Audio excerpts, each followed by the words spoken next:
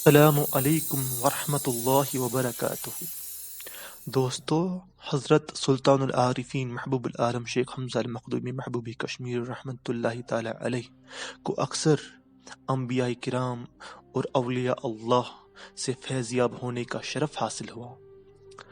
آپ رحمۃ اللہ علیہ فرماتے ہیں کہ ایک رات میں نے حضرت سید حسن بلادر رومی رحمۃ اللہ علیہ کے روضہ کے نزدیک ایک سفید پوش نورانی آدمی کو ایک جماعت کے ساتھ دیکھا اور انہوں نے شفقت سے مجھے سلام کیا، پھر مصافحہ بھی کیا۔ اس کے بعد بہت ساری نصیحتیں فرمائیں۔ آپ فرماتے ہیں کہ حضرت عیسیٰ علیہ السلام نے مجھ سے فرمایا کہ زیارت قبور میں بہت سی فضیلتیں اور بے شمار فائدے ہیں، خاص کر راتوں میں زیارت کرنا عین رحمت ہے۔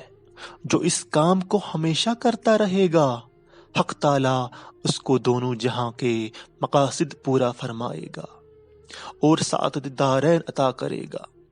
یہ فرما کر وہ بزرگ غائب ہو گئے۔